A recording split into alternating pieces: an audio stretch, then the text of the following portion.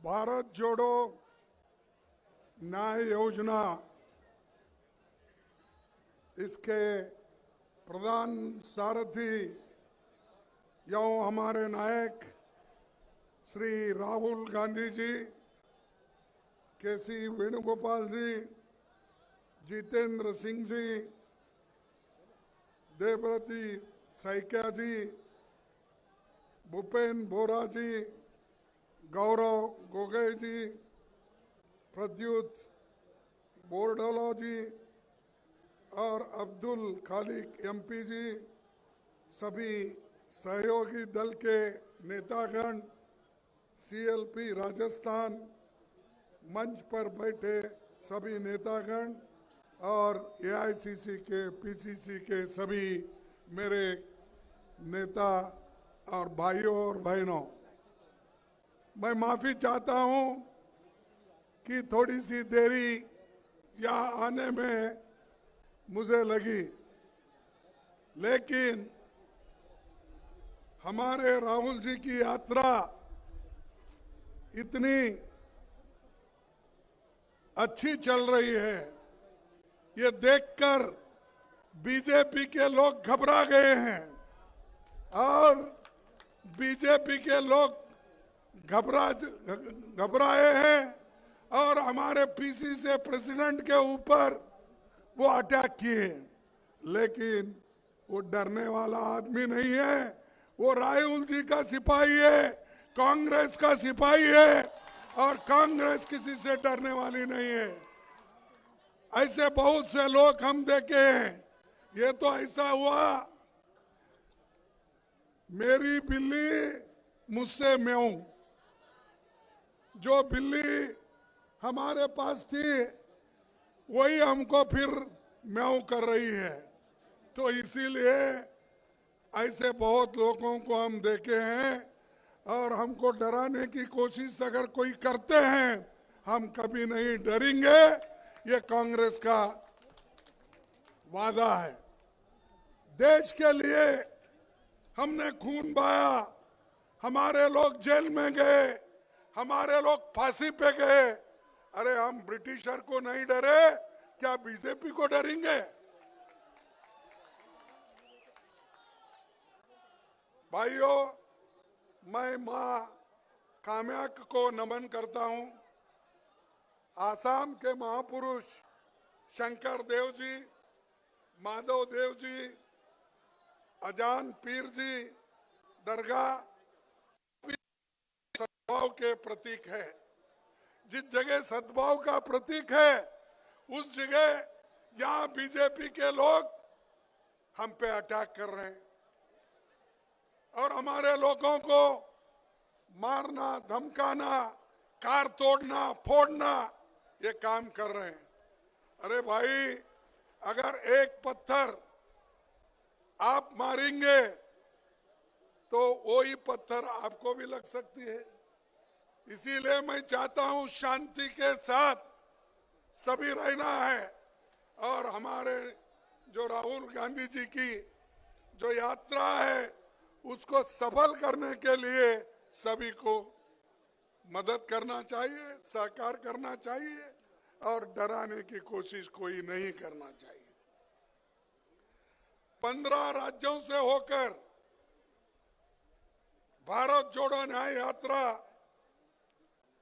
ये जाएगी, सबके साथ चर्चा करेगी और राहुल जी हमेशा इससे पहले जो यात्रा चली वो कन्याकुमारी से लेकर कश्मीर तक चली।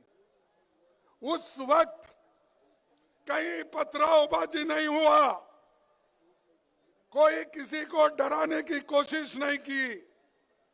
हालांकि बहुत से रास्ते में बीजेपी की गवर्नमेंट थी, बहुत से संघ संगठन थे, आरएसएस का हेडक्वार्टर नागपुर, वहां से भी हम लिखने लाखों लोग उस जुलूस में शामिल थे, लेकिन किसी ने कोई गड़बड़ नहीं की।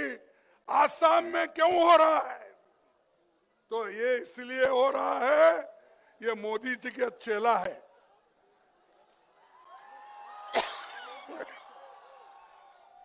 ये शाह कैसा बोलते हैं वैसा सुनता है। और ये आदमी इतना ही नहीं, हमारे देश के दलितों को डराता है, हमारे माइनॉरिटी को डराता है, बैकवर्ड क्लास को डराता है, और डरा के वो लोगों को दहशत में रख के आगे के चुनाव के लिए काम कर रहा है। भाइयों, ये सोच है कि आज इस देश में बीजेपी दिल्ली से सरकार चलाना चाहती है हर स्टेट में। हमारा देश तो विविधता में एकता की जगह एक देश, एक देश, एक भाषा, एक लीडर, एक चुनाव, एक विचारधारा को देश पर थोपना चाहते हैं आरएसएस और बीजेपी। और उनका चेला ये है, अगर आप क्या चाहते हैं, इस देश में डेमोक्रेसी हो या ना हो? डेमोक्रेसी होना चाहिए ना, उसको जिंदा रखना चाहिए ना, संविधान को हम जिंदा रखना चाहिए ना। जब हमको जिंदा रखना है, हमको लड़ना होगा। सिर्फ अब जो हमारे अध्यक्ष के नाक से खून निकला, अरे खून जो आज एक हमारे सिपाही का आपने लिया, ये अच्छा नहीं किया आपने। आप अपने आप को ये नीचा दिखा रहे हैं। अगर ऐसा नीचा दिखाते गए तो इस देश में टॉलरेंस कहाँ है? अरे हमारा देश का संविधान ये कहता है, liberty, equality, fraternity and tolerance. जब ये चीज है, यहां तो टॉलरेंस ही नहीं है। हमारे लोग सीधा शांति के साथ प्रोसेशन निकाल रहे हैं, लेकिन ये लोग समझते नहीं। इस देश में पंडित जवाहरलाल नेहरू जी इतने बड़े बड़े कारखाने बनाए, डैम बनाए, और आज तो ये आसाम ये राइस बॉल बन गया है। और इसीलिए आज खुशहाली के तरफ आसाम आज चल रहा है। क्या ये सब मोदी के जमाने में हुए? बड़े डैम मोदी के जमाने में हुए? IT, AIIMS, IIM, public sector, ये क्या मोदी के जमाने में हुए? ये सब कांग्रेस के जमाने में नेहरू जी ने बनाया, इंदिरा गांधी जी ने बनाया। और इसीलिए तो भारत की आर्थिक स्थिति मजबूत हो गई। नेहरू जी कहते थे, आजादी के बाद हमने जो तीर्थ यात्रा शुरू की थी, उसका मकसद था कि स्वतंत्र भारत में जो बच्चा पैदा हो वो हमेशा स्वतंत्र रहे और अपना सिर ऊंचा रखकर प्रगति और समृद्धि की दिशा में बढ़ने का पूरा मौका पाए।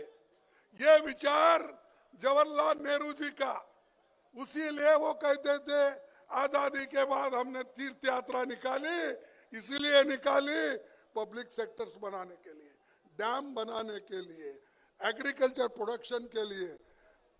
ये काम हमने किया। इनकी तीर्थ यात्रा क्या हो रही है? मोदी जी सब छोड़ के, अरे आपको हुकूमत करने के लिए दिल्ली में बिठाए हैं, गरीबों का जो दुख दर्द समझने के लिए आपको वहां बिठाए, लेकिन आप तो मंदिर मंदिर फिर रहे। अरे आप मंदिर मंदिर फिरना, अपने घर में पूजा करो ना। घर में पूजा नहीं कर सकते क्या? रोज ऐसा ही फिरते रहते हो? कभी तमिलनाडु, हाँ मैं समझ गया। मेरे को कोई आज सुबह बोल रहे थे, वो दक्षिण में बहुत दौरा कर रहे हैं। इसीलिए दौरा कर रहे हैं कि उधर थोड़ा धूप है, ठीक है, इधर बहुत ठंडी है, तो ठंडी में वो जाना नहीं चाहते, उसीलिए उधर दक्षिण में फिरते फिरते फिरते कल वो यहाँ रात में आएंगे। वो राम की दर्शन लेकर राम मंदिर में घुसेंगे। तो मुझे रामदेव मिले थे, कौन हमारे एयरपोर्ट पे अपने योगी बाबा रामदेव, हाँ बाबा रामदेव मिले थे।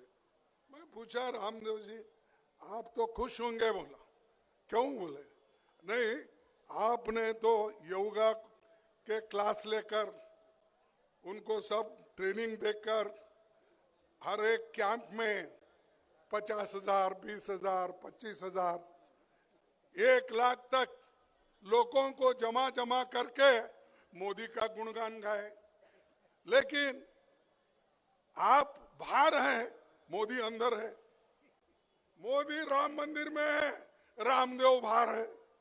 जो लोग इनको बिठाए कुर्सी पे वो सब बाहर है। कैबिनेट मिनिस्टर्स बाहर है, बड़े लोग बाहर है, सारे लोग अंदर। कौन है? सिर्फ वो अकेले हैं। तो ये जो है, मोदी ये चाहते हैं कि वो अकेली ही हुकूमत भी करे, वो अकेली ही पूजा करे, वो अकेले ही भगवान को मनवा ले। और आगे ये निशानी कह की है तो मैं ये करूंगा, कहूंगा ये तो हिटलर की निशानी है। अगर आप अकेले ही सब कुछ करते हो, फिर दूसरों से क्यों वोट मांगते हो? दूसरों को क्यों डराते हो? तो भाइयों, ये मोदी जी जो कर रहे हैं और उनके चेले जो कर रहे हैं, ये देश के लिए ठीक नहीं है, हमारे डेमोक्रेसी के लिए ठीक नहीं है और संविधान के लिए ठीक नहीं। नेहरू जी आसाम नॉर्थ ईस्ट को विकास करने के लिए उन्होंने यहाँ पर राज्य का स्टेटस दिया, चाहे वो नागालैंड हो। उसके बाद में इंदिरा गांधी, राजीव गांधी जी ने छोटे छोटे रोज राज्य बनाए, वो सब कांग्रेस के जमाने में बने। क्या मोदी जी और हेमंत के जमाने में बने? हाँ नहीं। तो ये सब बना के हम दिए और वो बोलते हैं कि बीजेपी बहुत काम करी। अरे भैया, हम जुम्मा आप 3 साल हो गए क्या? 3-4 साल हो गए और हमारे पास से निकल के वहां सीधा गए और चीफ मिनिस्टर बनते ही कांग्रेस को गालियां देने शुरू कर। अरे जहां पैदा हो गए हो, जिस माँ की दूध पिए है कांग्रेस की, उस माँ को आप ठुकरा देते हो, गालियां देते हो। हम डरने वाले नहीं हैं। तो इसलिए उनको ये कहना चाहिए, ज्यादा अगर बात करे तो लोग उनको जहां भेजना है वहीं भेजेंगे, वो फिर रास्ते पे आएंगे। आज क्या हुआ कि हेमंत जी के ऊपर इतने केस है। सब परसों तो उनके भ्रष्टाचार के बारे में राहुल गांधी जी बताए और मैं भी बताऊंगा, क्योंकि मेरे पास लंबी लिस्ट है। अगर ये बताते जाऊंगा तो भाषण इसी में चले जाएंगे। तो इसीलिए इतने चार्जेस उनके ऊपर, बहुत से केसेस उनके ऊपर, ये रहते हुए भी उन्होंने, मोदी जी ने, शाह ने अपने तरफ लिया और जितने एलिगेशन उनके ऊपर थे वो सब बंद हो गए। अरे जो आदमी करप्ट था आप बोलते थे, उसके खिलाफ भाषण करते थे, लेकिन उसी को आप जब गोद में उठा लिए वो क्लीन हो गया। वॉशिंग मशीन में डाले, जिसको कलंक था वो कलंकित था, उस कलंकित आदमी को वॉशिंग मशीन में डालने के बाद उसको क्लीन हो गया, उनके पास जाके अच्छा हो गया। अब जब तक हमारे पास था उसको गालियां देते रहे। तो ये है बीजेपी की नीति और ये है हेमंत की नीति। इसीलिए आपको होशियार रहना चाहिए। आप लोग इतनी आज ये चली है हवा कि हर जगह भगवान के नाम पे लूट रहे हैं। राम नाम जपना पराय माल अपना।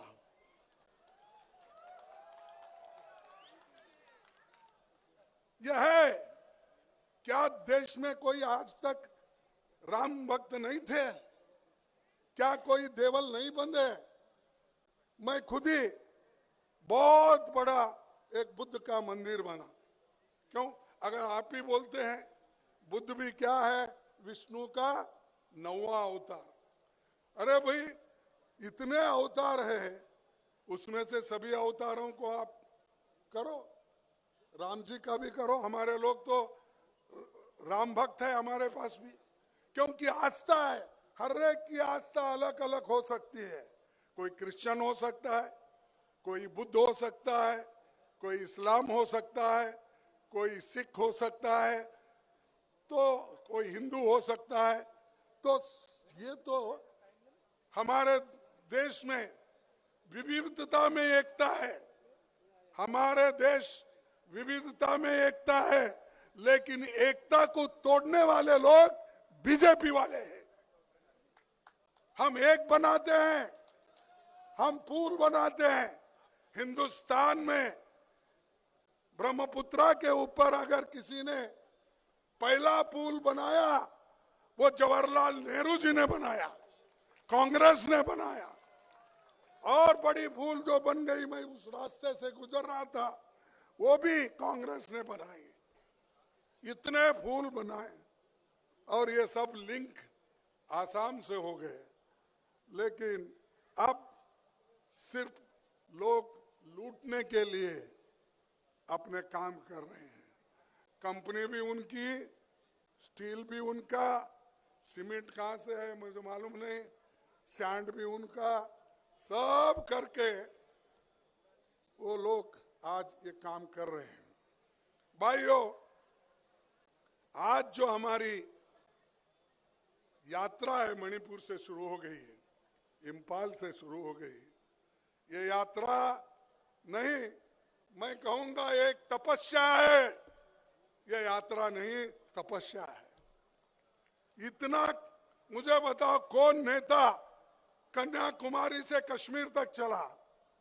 कौन नेता आज मणिपुर से बॉम्बे तक जा रहा है? कोई नहीं। कोई समंदर में डुबकी लेता है, कोई तालाब में डूबता है, फिर उठता है। ऐसे लोगों को ही आप देखे हैं। अंदर अच्छी बनीन रहती है, ऊपर शर्ट पतला रहे तो भी ठंडी नहीं लगना। मैं देख रहा था, डुबकी एक बार मारे उठे। अरे इससे क्या भाई? देश की हालत देखो, एम्प्लॉयमेंट देखो, इन्फ्लेशन देखो, किसानों की हालत क्या है देखो, गरीबों की हालत क्या है देखो, दलितों की हालत क्या है देखो, ट्राइबल की हालत क्या है देखो, छोटे मोटे व्यापारियों की हालत क्या है वो देखो। वो सब छोड़ के कहीं ऐसा बढ़ते हैं, कहीं ऐसा बढ़ते हैं। अरे ये तो छोड़ो ना साधु संतों को, वो करते हैं अपना काम। हम जाके साधु संतों को नमन करेंगे, देवल में जाके नमन करेंगे, लेकिन आप बीच में क्यों आ रहे हैं? आप बीच में, आप कौन होते हो बीच में आने वाले? और मंदिर में आप अकेले रहेंगे, हम सब बाहर रहेंगे। हमारे को भी दावत आई थी। अब मैं हमको सब बाहर रख के तुम गर्भगुड़ी में अगर मंदिर में अगर जाके अकेले आज सबके साथ अगर पूजा करते बैठे तो क्या ये एक व्यक्ति सारे भगवान को कब्जा कर लिया, सारे को मॉर्गेज कर लिया है? अरे छोड़ो, हिंदुस्तान में हर आदमी कहीं भी जाता, कन्याकुमारी से लेकर अमरनाथ तक जाता है, आसाम से लेकर बंबई तक जाता है, गुजरात तक जाता है, सोमनाथ तक। तुम कौन होते हो रोकने वाले? तो इसलिए एक शायरी मैं आपको सुनाऊंगा, आप गौर से सुनिए। राहुल जी का ये यात्रा और तपस्या कैसा है। जो तूफानों में पलते जा रहे हैं, जो तूफानों में पलते जा रहे हैं, वही दुनिया बदलते जा रहे हैं। जो तूफानों में चलने की जिनको आदत होती है, वही दुनिया को बदल सकते हैं, दूसरा कोई बदल नहीं सकता। और राहुल जी की विचारधारा, हमारी विचारधारा एक है, और बीजेपी की विचारधारा और आरएसएस की अलग है। इसीलिए अगर हमारे विचारधारा को लेकर लड़ना चाहते हैं और बीजेपी और आरएसएस के आइडियोलॉजी को अगर खत्म करना चाहते हैं, देश को बचाने के लिए, संविधान को बचाने के लिए, लोकतंत्र को बचाने के लिए आप हमारे साथ आओ, तभी देश बचेगा। क्योंकि ये हमारे लिए बहुत बड़ा देश है और इसको हम आगे बढ़ाना चाहिए। इससे ज्यादा मैं न कहते हुए चंद बातें और कहूंगा। एक, जो देश में हजारों करोड़ों जो रुपए लूट के विदेश जा रहे हैं, बाहर जा रहे हैं, वो लोग फिर भी उनको पकड़ा नहीं जाता, और यहाँ छोटे मोटे लोगों को पकड़ते हैं और डराते हैं। इसीलिए मैं आपसे यही कहूंगा, किसी एक घटना से डरने की जरूरत नहीं। हम आपके साथ हैं, राहुल जी आपके साथ हैं, सोनिया जी आपके साथ हैं, और सभी इस मंच पे बैठे हुए लोग आपके साथ हैं। इसीलिए राहुल जी ने एक स्लोगन दिया था। क्या दिया था? अरे क्या भाई, वो भी डरो मत। ये डरो मत की जो उन्होंने घोषणा की थी, वही मैं आज रिपीट कर रहा हूं। आसाम के मेरे भाई और बहनों, बंधुओं, डरो मत। हम सब एक होकर लड़ेंगे, इस बीजेपी के सरकार को उखाड़ कर फेंक देंगे। तो इतना कहते हुए मैं आखिरी एक बात आपसे कहूंगा। दलितों के लिए हेमंत जी ने क्या कहा था? हेमंत जी ने कहा था, मेरे को संस्कृत उतनी अच्छी नहीं आती, चुप थोड़ा सा पढ़ लेता हूं, लेकिन हेमंत विश्वास शर्मा एक ट्वीट किए थे। क्या ट्वीट किए थे? कि भाई ये इंग्लिश में मैं पढ़ता हूं, संस्कृत का उतना अच्छा उच्चार नहीं आएगा, इसीलिए उन्होंने कहा था, agriculture, dairy farming and commerce are the natural works for those with the qualities of Vaishyas. Serving through work is the natural duty for those with the qualities of Shudras. यानी दलित समाज, शूद्र समाज हमेशा हेमंत की सेवा करना, क्योंकि वो ब्राह्मण में आते हैं, और वैश्य की सेवा करना और क्षत्रिय की सेवा करना, ये दलितों का काम है। उन्होंने ही कहा, ये मेरे पास उनका कोट है कि यही था, कृषि गौरक्ष वाणिज्यम वैश्य कर्म स्वभावजम परिचर्मातक कर्म शूद्र स्थापी स्वभावजम। यानी ये उन्होंने संस्कृत में करके लोगों को बेवकूफ बनाया। अरे हम सुपीरियर है, हेमंत मैं सुपीरियर हूं बोल रहा है, और दलित का काम उनके पास काम करने का, उनके नीचे काम करने का। क्या दलित ये चाहते हैं? अगर आप गुलामी चाहते हो तो बीजेपी को वोट दो। अगर आप स्वतंत्रता से रहना चाहते हो, अंबेडकर के संविधान को बचाना चाहते हो, नेहरू जी के डेमोक्रेसी को बचाना चाहते हो, तुम कांग्रेस का साथ दो, कैसा भी वक्त आने दो। और ये दलित के खिलाफ सीएम जो है, पहला काम तुम्हारा होता है इसको गद्दी से हटाना। ये काम आप करके दिखाइए। नमस्कार सबको।